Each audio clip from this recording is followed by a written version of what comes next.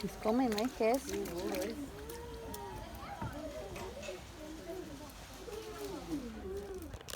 Ready, watch him jump. Yeah, would you jump? Jump like you jump at the same time.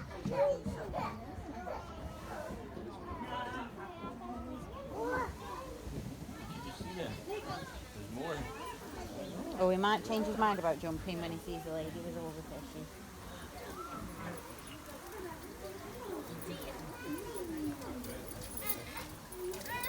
Hiya. Hello. Come on then. Look at the bucket of fish, here's dude. You're You not see it? staying in the water, are you? Hello, Paul. Here you go. Come on. They're all coming now, aren't they? Thanks. Here you go. Come on then. Come on, Reggie Roo. Oh, you lazy. You lazy. Here you go. Come on then.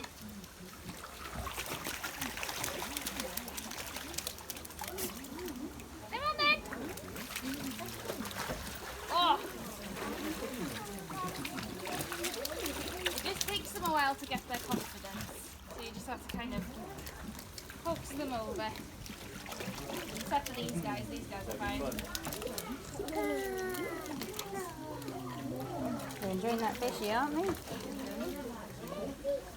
Come on, Violet. Oh, Maz! Come on, pay attention! There you go. Nice. Well, some of them are a little bit frozen, so we're just waiting for them to thaw out. Let's get the squishy ones.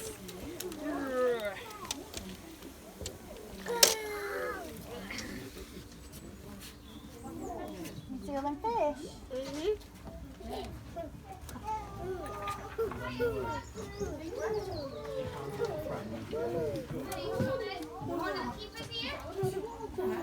Okay. Welcome to our penguin feed. So we've got Humboldt penguins here. So they can be found in Peru and Chile. Pardon, darling. So they're a warm climate penguin. I have done, darling. Yeah.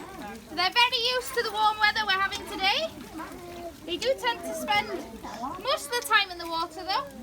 It's nice and cool for them. Here you go. Here you go. So a couple of things that help them. They're much better on the water than they are on land. They're very clumsy on land. Catch it, Doris. Yeah. Here we go. If you look at the base of the beak, they have an area that's all pink. Now this is to help them cool down when it's too hot. What they do is they send blood to this area. So essentially they blush. Oh, this is gross.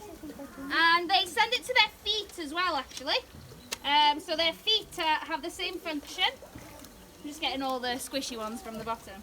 The top ones are still a little bit frozen. Here we go. So the cold water passing over the beak or the cold water passing on the feet as they're moving in it helps them cool down. It's called thermoregulation.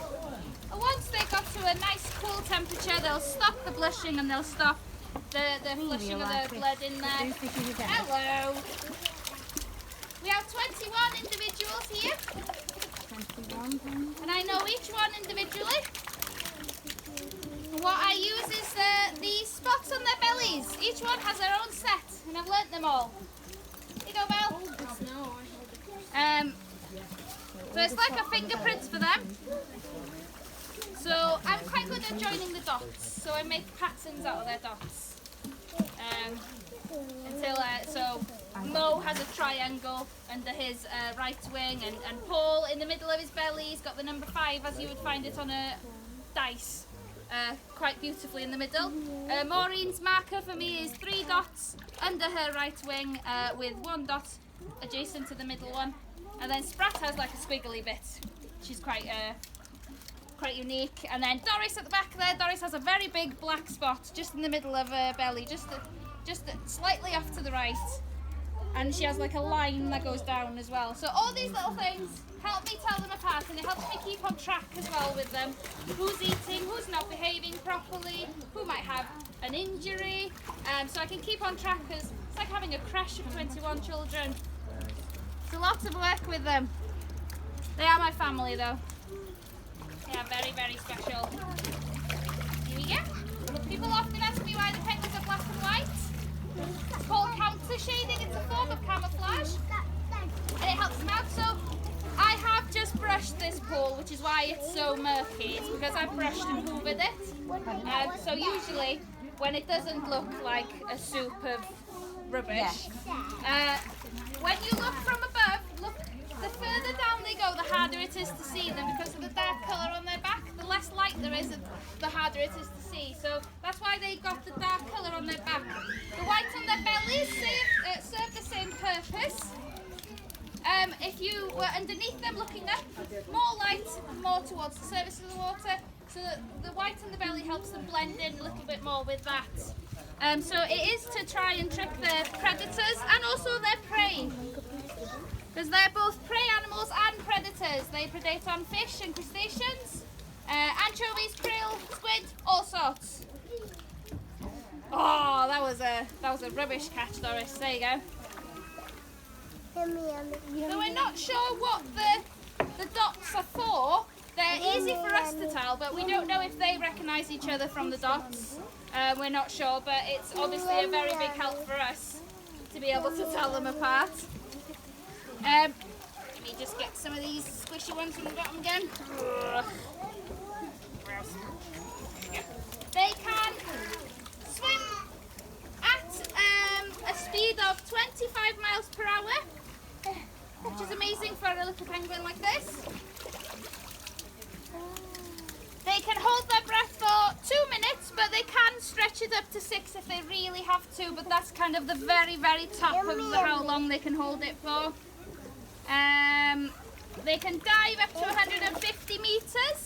Again, very good for a little penguin like this. They're quite an amazing animal.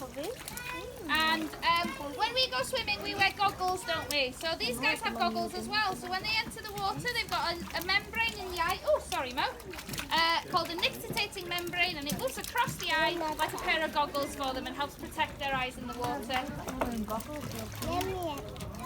Start getting excited now. They start going really, really fast in the water. So I try not to put too many fish in the water, just because if they don't eat them, they fall to the bottom and break down and cause a lot of bacteria and so on in the pool. Right. Oh, I've got squishy ones. Squishy ones! So each penguin will eat about 500 grams a day of fish. With 21 of them.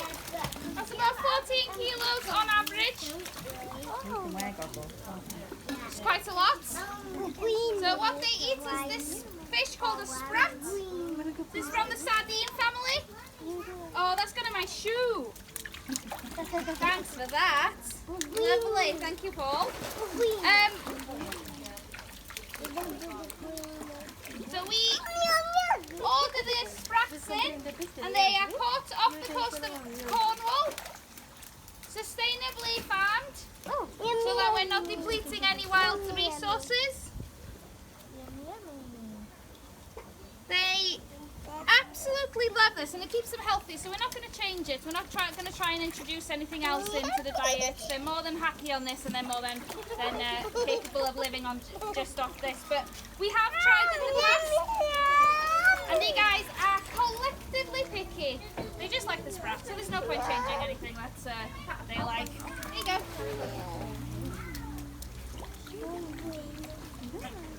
How hungry they are depends on the time of year as well. Naturally, if they're getting ready to have chicks, they'll be eating a lot to sustain both them and their chick. However, has anybody been here in the summer? Like any summers? No, okay. So the penguins will pluck chickens all through the summer. Very badly timed on their part, to be honest with you. But what they do is they go through a molt. And penguins go through what's known as a catastrophic molt. Instead of just a normal molt like a chicken does, molts a few feathers at a time. There we go, there's he starting. These guys do a catastrophic one. And as the name suggests, It's quite catastrophic. It's a very uncomfortable time for each penguin. They lose all their feathers in one go. And after 10 days, it takes them 10 days to go through this molt. So 10 days of them losing all their feathers. They don't eat during this time as well.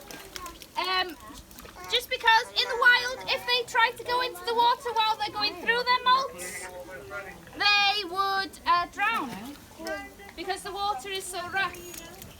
Here, obviously, they can go into the water if they want, but they tend not to. Their instinct is to stay away from it. So after 10 days, they've gone through their molts, they've worked through their fat stores, and they get very, very hungry. So during the molt, you're looking at, oh, sorry dude, less than half a bucket into the whole group. And then at their height, once everybody's done their molt, you can go through about 5 buckets a day with them, depending. So we've got a few that are in pairs, and they're breeding pairs. So the houses you can see down on the beaches, they're the breeding huts basically. So instead of them building a burrow, we provide them with one, just because it's an absolute nightmare to try and find 21 of them when they're burrowing into everything, and they have the whole enclosure, so where you guys walk they can actually go to, but they tend not to when they can see people.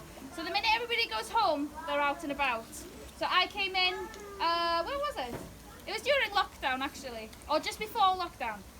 I had left a set of keys in one of the huts over here. So at 7:30 I came back to get them because they were actually my car keys for my husband's car. Oops. But anyway. So I came in and got them, and I couldn't see any of my penguins in either pools, so I was like, what's going on?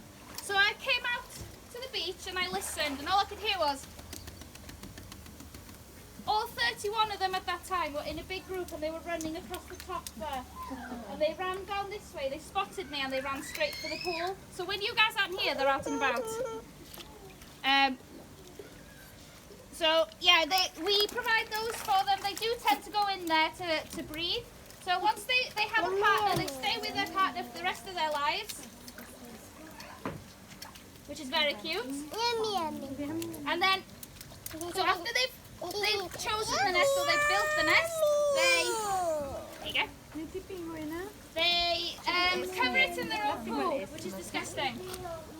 But it is what they would do in the wild. It's a way for them to keep the integrity. So when they go to the toilet, it's like concrete. It hardens and it's like concrete. So we've got Jude at the bottom pool at the moment, jet washing it, because it's an absolute mess after 21 of them. And after the summer with the molt and everything, the pool gets very, very dirty. So he's just jet washing all of their poo off the rocks now. So they'll cover their nest in it. They'll then go on to... Oh, that's a bit frozen, that one. Oh, he ate it anyway. They mate, and then they have an egg, and they sit on the egg for 42 days until... So that's the incubation period. And then a little chick hatches, and it's about the size of the palm of my hand. Small, grey, and very fluffy and very cute. Now, Mum and Dad look after both. They both look after equally. They feed and they keep warm as well. So Mum will come out to, there's like shifts actually, so it changes as well. So either Mum or Dad will be out in the daytime swimming and eating, and then Mum will stay in, or either Mum and Dad will stay in with the chick, and then they swap over overnight. So they all do kind of a 6-hour stint, and then they swap over again. So they do a lot of the work together, and they can have 2 chicks. It's just often the younger couples struggle with 2. So often we have to step in to help out. Here you go, Belle. It takes them 12 weeks for the chicks to grow to their adult size, which isn't very long at all actually. It's quite rapid growth, so Mum and Dad have to work really hard actually to get them through that period of rapid growth. Once they're at 12 weeks, the chicks have developed their juvenile feathers, which they will keep for a year. And they are waterproof, so they can start going into the water. They're also, their feathers, they also develop their spots by that time as well. So by 12 weeks, we can actually see their identifier spots.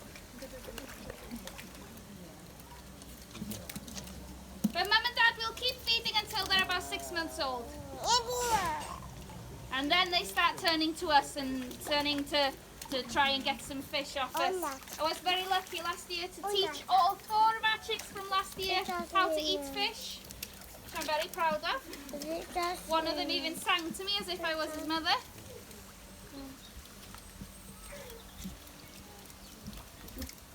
There you go. Oh. So they are not doing that well in the wild, unfortunately. That's obviously due to us. Who else? We're always the problem.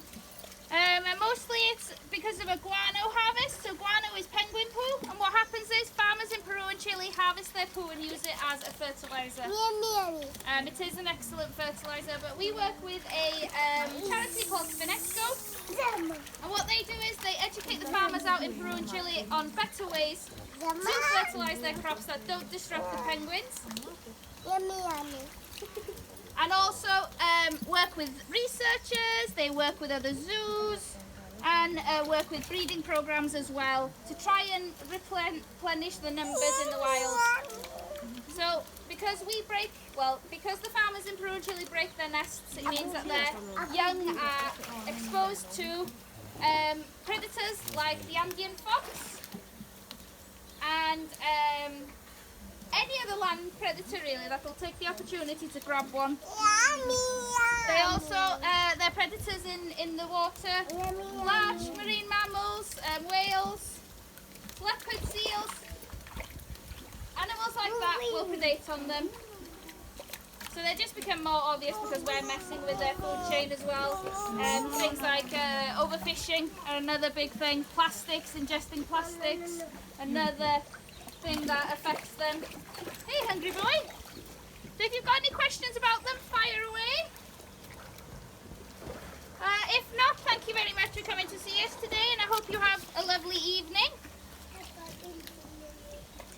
These fish are cold. But yeah, they're very hungry now.